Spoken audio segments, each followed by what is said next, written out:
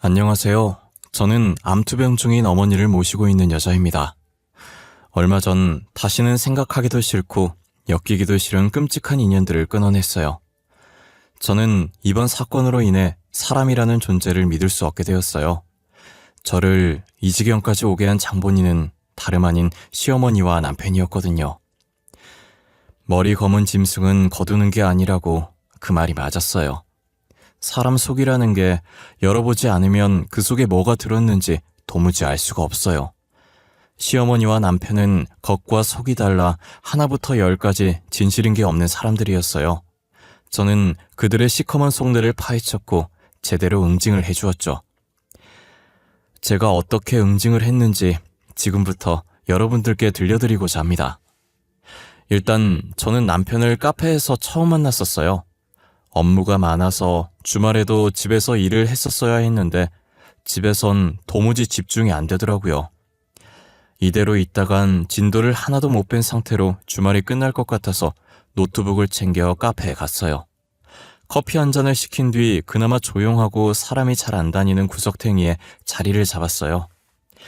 노트북을 세팅하자마자 진동벨이 울리길래 커피를 가져온 후 본격적으로 업무를 하기 시작했어요. 집에서 있을 땐 TV도 보고 싶고 청소 안 된 부분이 거슬리고 정말 잡생각밖에 안 들던데 확실히 카페에서 하니까 방해요소도 덜하고 집중이 더 잘 되더라고요.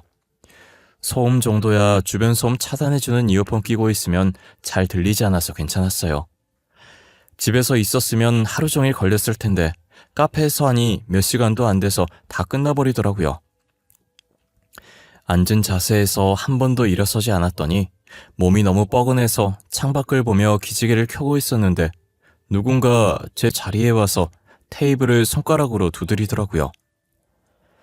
갑자기 들려오는 소리에 놀라서 움찔거리면서 쳐다보니 웬 남자가 한 명 서 있는 거예요. 키도 훤칠하고 얼굴로 반반한 사람이 무슨 일로 왔나 싶었는데 자신의 휴대폰을 제게 내밀더라고요.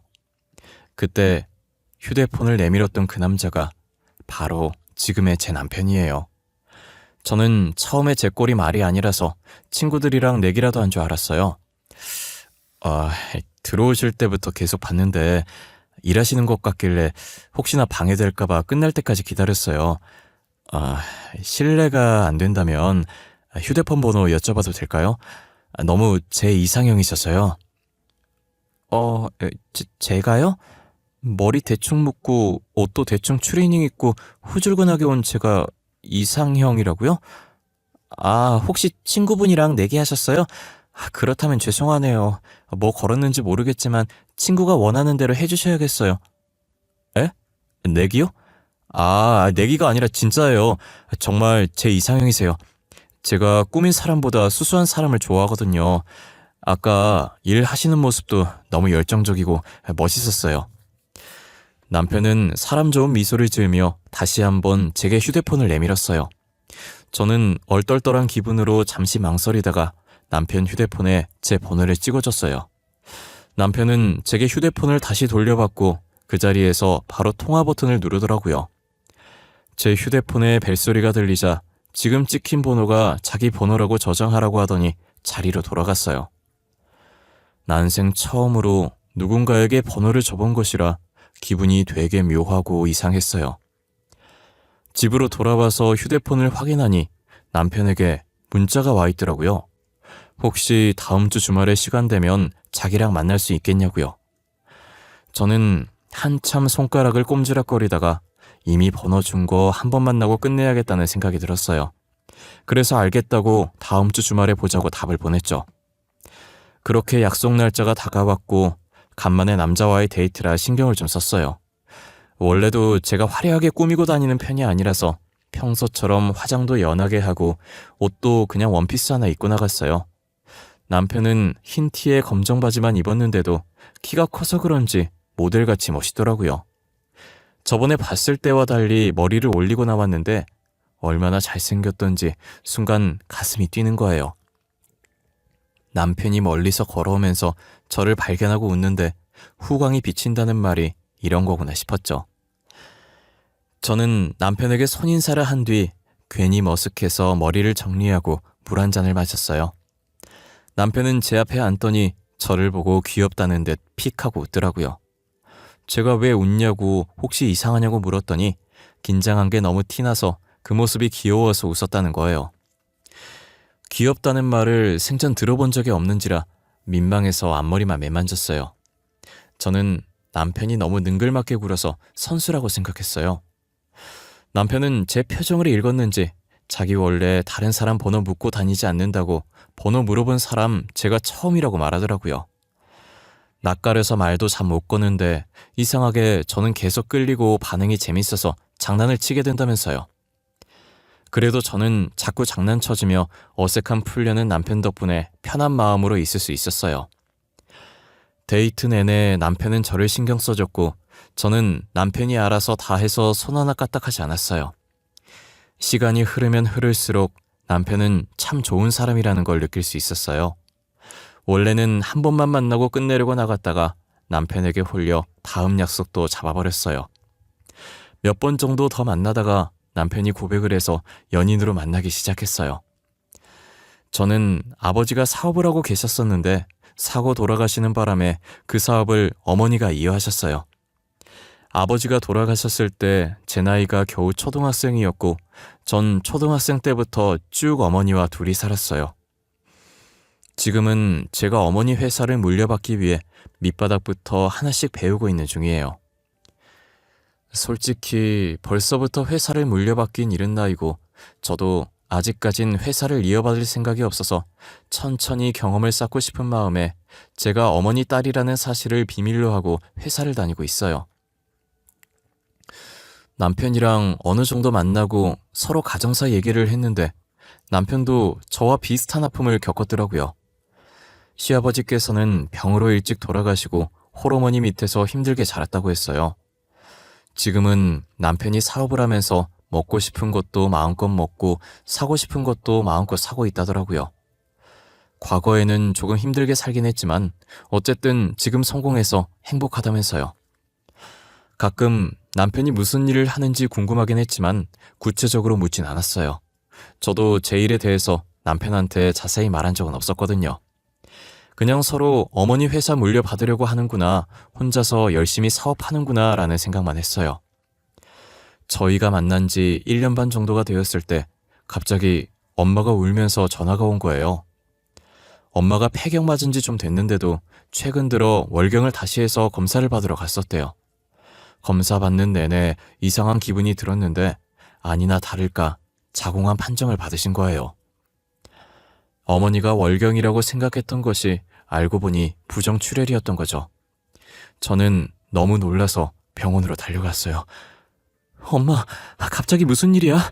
자궁암이라니 왜? 엄마가 왜 자궁암이야? 주영아, 엄마 바로 수술해야 한대. 자궁암 2기라고 하더라. 그래서 수술 날짜 잡았어. 엄마, 당분간 회사에 못 가. 항암 치료 끝날 때까진 자리 비울 것 같아. 너는 지금처럼 잘 다니면 돼. 회사 걱정은 하지 마. 외삼촌이 있잖아. 외삼촌도 부사장 맡고 나서 열심히 하고 있어. 나도 열심히 하고 있고. 그러니까 엄마는 건강해질 생각만 해. 알겠지? 우리가 알아서 잘할 테니까 아무 걱정하지 마. 그래, 나는 아무 걱정 안 해. 내 동생이랑 우리 딸이 어른이 알아서 할까. 엄마 없어도 밥 잘 챙겨 먹고. 너 귀찮아서 맨날 밥 건너뛰잖아. 응? 그러지 마. 알겠어. 잔소리 좀 그만해. 아빠도 잔소리는 여전하시네. 우리 신여사 조만간 있을 수술 생각만 해. 엄마도 밥 잘 챙겨 먹고 병원밥 맛없다고 투정 부리지 말고. 내가 한두 살 먹은 애니? 밥 투정 부리게? 너나 잘해 이거사. 나는 죽어서도 네 걱정하느라 편히 못 갈 거야. 죽는다는 말은 왜 해 진짜. 당분간은 살 거라고 말해. 알겠어? 죽는다는 말 금지야. 친정 어머니는 수술 전 정밀 검사를 했는데 가슴 쪽에도 아주 조그만 혹이 발견돼서 같이 떼어냈어요. 다행히 수술은 성공적이었고 몸 회복 후 본격적으로 항암 치료에 들어갔어요. 의사 선생님은 가슴 쪽으로 전이가 됐던 것 같다고 이대로 완치 판정받으면 좋겠지만 언제 어디에 다시 전이가 될지 모른다고 항상 조심하라고 하시더라고요. 그런데 의사 말처럼 반년 뒤에 또 전이가 된 건지 다른 곳에서 암세포를 발견하게 됐어요. 결국 친정어머니는 다시 병원 신세를 지게 되었죠. 그간 친정어머니 병간호하느라 남편에게 신경을 못 썼었는데 남편은 다 이해했어요. 제가 너무 미안해하자 오히려 남편이 저와 친정어머니를 걱정했어요. 가끔 남편이 맛있는 것들을 사들고 친정어머니 병실에 깜짝 등장할 때도 있었어요. 어머니는 남편에게 항상 좋은 일로 만나야 하는데 첫 대면이 병원이라 미안하다고 했어요. 남편은 그런 말 하지 마시라며 귤을 까서 친정어머니 손에 쥐어줬죠. 저는 그런 남편의 모습을 보고 이 사람과 결혼하면 눈물을 흘릴 일은 없겠다는 생각이 들었어요. 그러다 어느 날 남편이 할 말이 있다고 집 앞인데 잠깐 나올 수 있냐고 해서 나갔는데 진지한 얼굴로 저를 기다리고 있더라고요. 무슨 일이야? 무슨 말을 하려고 이렇게 심각한 표정으로 분위기를 잡고 있어? 회사에 무슨 일이라도 있어? 아님 집에 무슨 큰일이라도 났어? 주영아, 오해하지 말고 들어. 우리 이제 만난 지도 2년 됐고 어머님도 저렇게 아프시고 우리 어머님 조금이라도 건강하실 때 결혼하는 게 어때? 결혼? 갑자기? 지금 오빠 나한테 프로포즈 하는 거야? 프로포즈를 뭐 이렇게 해. 나 지금 진지해. 어머님 계속 암이 전이되고 계시잖아. 조금이라도 건강할 때, 살아계실 때 딸 결혼하는 거 보고 싶어 하시지 않겠어? 남편은 자신의 말에 오해하지 말라면서 친정어머니 조금이라도 건강하실 때 결혼을 하자더라고요. 언제 다시 또 다른 곳에 전이가 되어 수술하거나 항암 치료할지 모르는데 치료할 때마다 몸이 상할 거고 더 아프기 전에 결혼을 하자는 거예요. 솔직히 저희 어머니가 곧 죽는 것도 아닌데 그런 말 하는 게 서운했지만 남편 말도 틀린 건 아니었어요. 조금이라도 건강하실 때 즐길 기운이 있으실 때 결혼하는 게 맞다는 생각이 들었어요. 게다가 저는 당시에 남편과 결혼할 마음이 있었으니까요. 그래서 남편 말대로 어차피 결혼할 거 빨리 하고 끝내자고 했어요. 저는 남편이 그렇게 말해서 시어머니와도 이야기가 다 끝난 상태인 줄 알았어요. 그런데 시어머니께서는 저를 보자마자 며느리로 드릴 마음 없다고 나가라고 하더라고요. 저희 어머니가 아파서 조금이라도 건강할 때 결혼하고 싶다고 말을 했다니 저한테 자기 아들 병수발 시킬 생각이었냐고 화를 내시더라고요. 그래서 저는 좋은 소리도 못 듣고 결혼 허락도 받지 못한 상태로 집으로 돌아갔어요. 그런데 다음날 시어머니께서 다시 저를 부르시더니 벼랑간 결혼을 허락해주겠다는 거예요. 저를 대하는 시어머니의 태도도 전날과는 확연히 달랐고요. 그땐 그저 단순하게 남편이 시어머니를 힘들게 설득해서 허락해준 거라고 생각했었어요. 친정어머니가 외출 가능하실 때 빠르게 결혼을 마쳤고 저는 결혼 후에도 친정어머니 병간호를 했어요. 결혼 전엔 맛있는 거 사들고 저희 어머니 병원도 자주 오고 장모님밖에 모르는 바보처럼 굴던 남편은 결혼한 뒤로 뭐가 그렇게 바쁜지 매일같이 야근한다고 집에 붙어있는 꼴을 보지 못했어요. 저희 어머니 병원에도 어쩌다 가끔 한 번씩 얼굴만 보여주는 게 다예요. 친정어머니도 남편을 많이 아끼셨었는데 결혼 후 그런 모습을 보고 실망을 많이 하셨어요. 남자들 결혼 전이랑 결혼 후가 완전 바뀐다더니 저희 남편은 바뀐 정도가 아니라 아예 다른 사람이 된 것만 같았어요. 남편은 영업 핑계를 대고 계속 밖에 싸돌아다니면서 술만 마시기 시작했어요. 연애할 때의 모습은 온데간데 없었고 술에 찌들어 있는 모습을 마주하게 됐죠. 이런 사람이었다는 걸 진작에 알았다면 결혼하지도 않았을 거예요. 저는 참다가 매일같이 술을 퍼마셔서 도대체 무슨 일을 하길래 술 없이는 일이 안 되는 건지 물어봤고 하늘 같은 남편이 하는 일에 궁금해하지 말라는 대답만 돌아왔어요. 남편의 대답을 듣고 나서 저도 알고 싶지 않다고 사업 잘 안 되면 저한테 손 벌리지나 말라고 했어요. 저는 남편의 저런 꼴을 더 이상 보고 싶지 않아서 친정어머니랑 같이 병원에서 지냈었어요. 어머니께서 반찬 투정을 잘 안 하시는데 그날따라 제가 해준 나물이 먹고 싶다고 난리시더라고요. 어차피 남편 출근해서 없을 시간이라 아무도 없을 때 집에 있는 반찬 조금 가져오려고 병원을 나왔어요. 집 비밀번호를 입력하고 현관문을 열었는데 앞에 남편 구두가 있더라고요. 출근 안 했냐고 물어보려다가 말 섞기 싫어서 인사도 안 하고 집 안으로 들어갔어요. 방에서 누구랑 그렇게 열심히 통화하는지 제가 들어오는 소리도 못 들은 것 같더라고요. 저는 통화를 하든지 말든지 곧장 주방으로 발걸음을 옮기려는데 남편의 말이 끝나자마자 상대 쪽에서 다른 여자 목소리가 들리는 거예요. 저는 주방으로 향하던 발걸음을 안방 쪽으로 옮겼어요. 저는 안방 앞에 섰고 문을 사이에 둔 상태로 남편과 마주하고 있었어요. 문틈에서 카랑카랑한 여자 목소리가 새어나오더라고요. 아, 맞다. 오빠, 그래서 그 여자랑 언제 이혼할 거야? 아직 그 여자 엄마 안 죽었어? 아, 많이 아프다며 곧 죽을 것 같다고 하더니 깜깜무소식이네. 아, 그니까 곧 죽을 것 같았는데 안 죽더라고. 역시 목숨이라는 게 끈질겨. 아, 그 아줌마가 빨리 사라져야 사위인 내가 그 회사를 물려받을 텐데. 근데 그 회사가 진짜 그 아줌마 회사 맞아? 돈 많은 거 맞냐고. 오빠도 사업한다고 거짓말 치고 다니잖아. 그 여자도 오빠처럼 거짓말 하는 거 아니야? 아, 그건 아니야. 내가 결혼 준비하면서 걔네 집도 가봤는데 진짜 부자야. 근데 부자 티를 안 내. 아니, 그때도 평범하게 입고 와서 우리 엄마가 돈 없는 집안인 줄 알고 결혼 허락 안 해줘서 당황했잖아. 나도 그 얘기 듣고 얼마나 웃었던지. 오빠가 그 부잣집 재산 그대로 꿀꺽하면 오빠 어머님한테도 조금 주겠다고 했다며? 그래야 결혼 허락해주겠대. 그리고 그 돈으로 해외에 나가 살까봐 지금 아슬아슬해. 조만간 사람들 쳐들어올 것 같아. 빨리 명의 다 집사람 이름으로 돌려놔야지. 그 여자 좀 불쌍하다. 엄마 죽으면 재산도 잃고 사기꾼으로 몰리고. 근데 뭐 내일 아니니까. 저는 남편과 여자가 나눈 대화를 듣고 충격을 받았어요. 알고 봤더니 남편이 저희 집 재산을 노리고 일부러 제게 접근했던 거였어요. 카페에서 제가 결제하려고 꺼내든 지갑을 보고 한정판 명품 지갑인 걸 알고 일부러 제게 이상형이라며 관심 있는 척 제 번호를 물어봤던 거예요.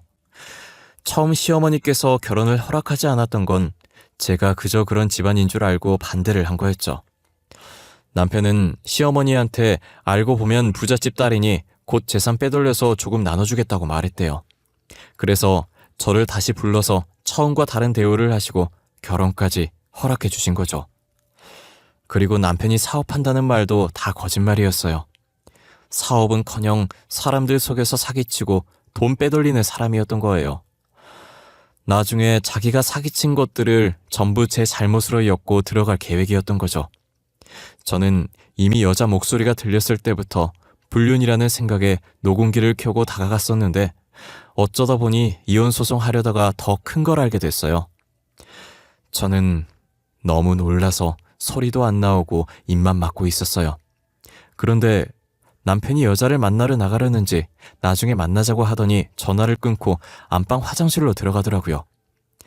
누가 봐도 아까 통화한 여자랑 불륜인데 제가 녹화했던 통화 내용만 봐서는 불륜으로 보이지 않아서 확실한 불륜 증거를 찾겠다고 마음먹었어요. 저는 여자를 만나러 갈 남편의 뒤를 쫓아야겠다는 생각을 했고 혹시나 제가 왔다는 걸 들킬까봐 앞에 있던 제 신발을 손에 들고 다른 방에 들어가 숨어 있었어요. 10분 정도 지났을 때 남편이 안방에서 나왔고 신발 신는 소리가 들리더니 현관문을 열고 나가더라고요.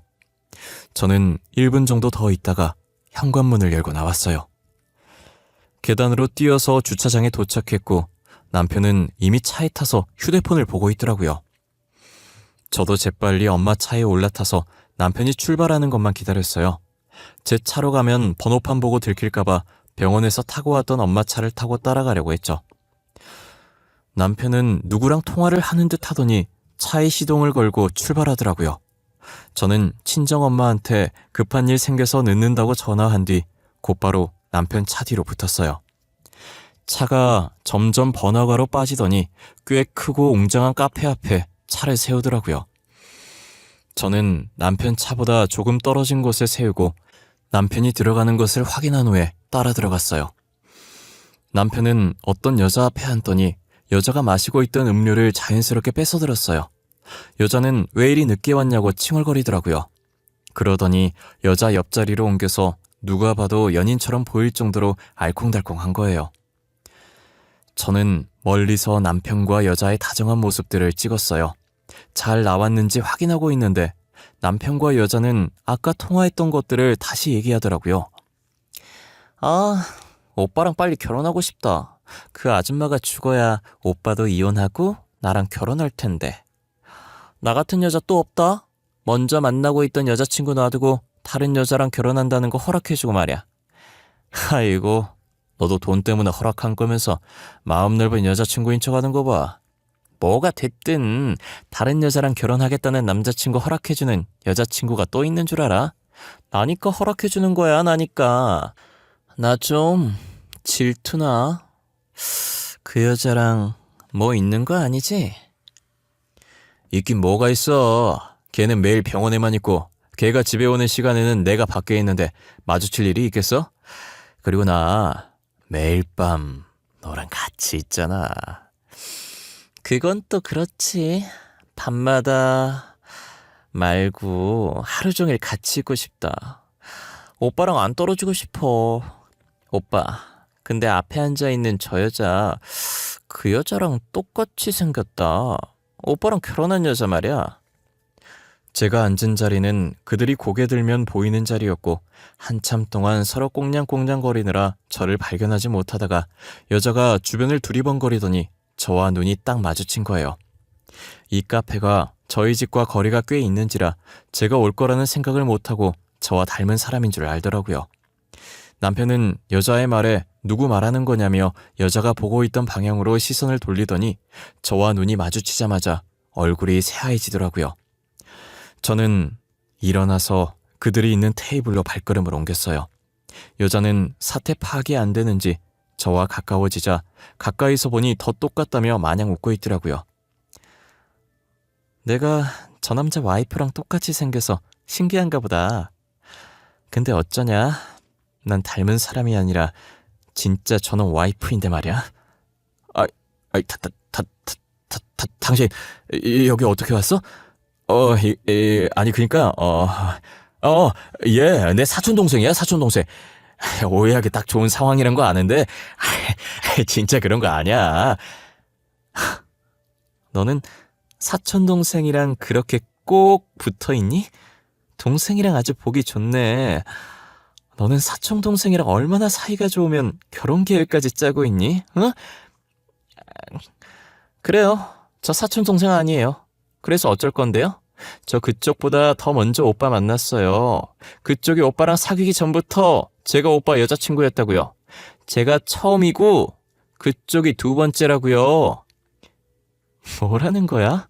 누가 먼저 사귀었든 저는 와이프는 나고 너는 상간녀고 둘은 불륜이고. 이해했어?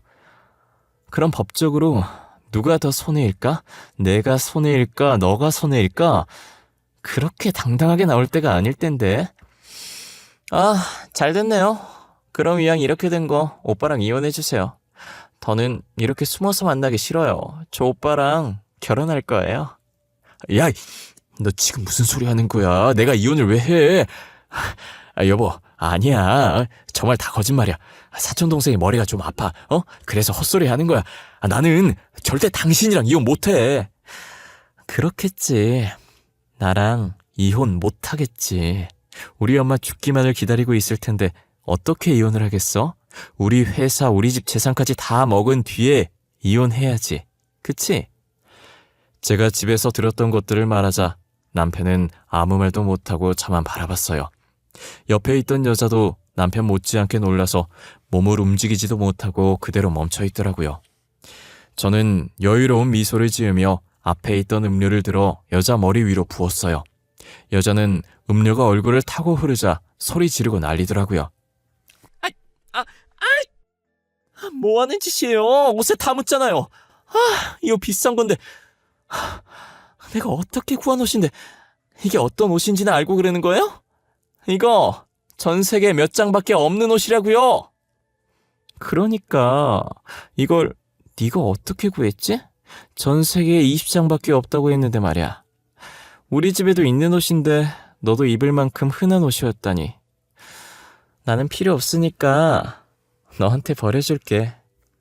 당신 진짜 미쳤어? 무식하게 음료를 어떻게 사람 머리... 아무리 화가 나도 그렇지 사람들 다 보는 데서 교양없게 이게 무슨 짓이야? 아직도 남 신경 쓸 체면이 있으신가 봐. 사기꾼답게 뻔뻔하게 있어. 남 신경 쓰지 말고. 그리고 나 시작도 안 했어. 너네 가만 안 둘 거야. 한국에선 살 수 없게 만들어줄 거야. 기대해. 저는 남편의 뺨을 내리친 후 쓰레기라도 만진 듯 더럽다는 표정으로 손을 툭툭 털고 카페에서 나왔어요.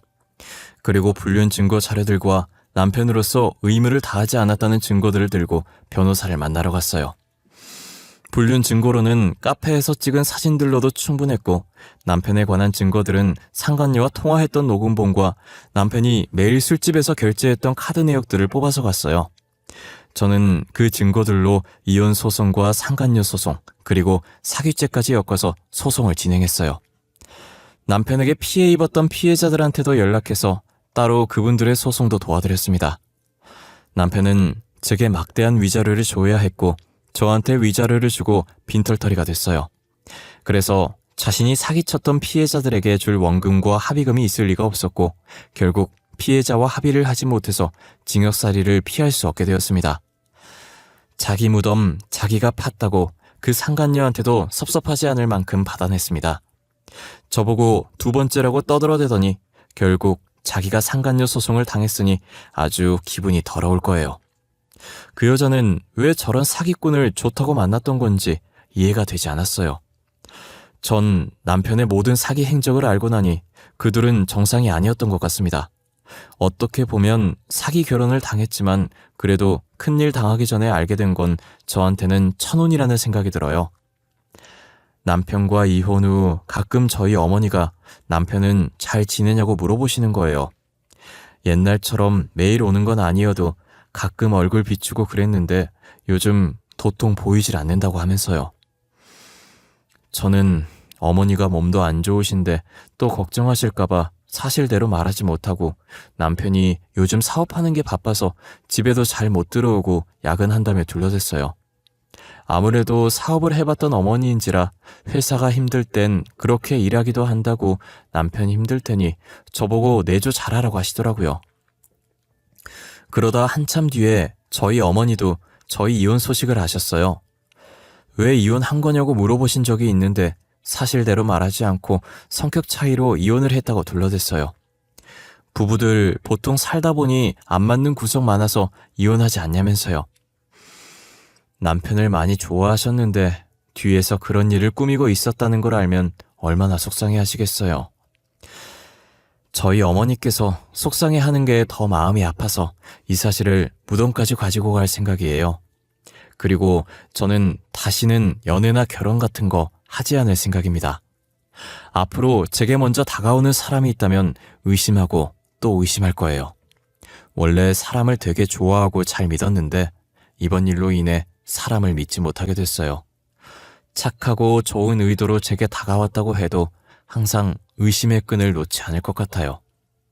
저는 이제부터 어머니만 바라보고 살 예정이에요.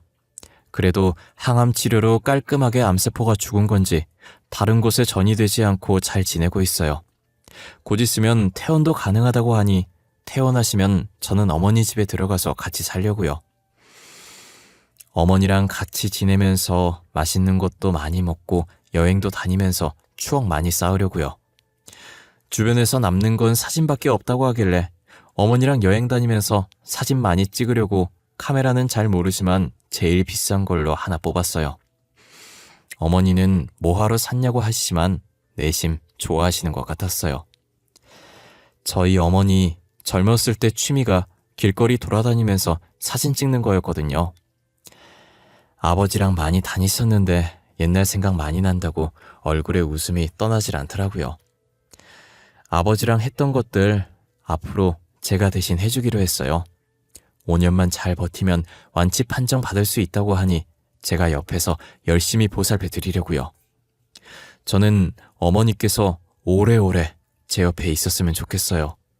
그동안 많이 아팠으니 더 이상은 아프지 않으셨으면 합니다. 제 이야기는 여기까지입니다.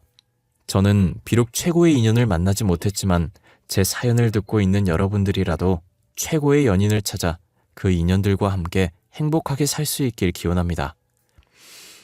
사랑하는 부모님과 함께 늘 건강하시고 웃음 가득한 하루하루를 보내시길 바랄게요. 그리고 쑥스럽겠지만 부모님께 정말 사랑한다고 감사하다고 한 번씩만 말해보시길 권합니다. 지금까지 저의 긴 사연을 들어주신 모든 분들께 감사합니다.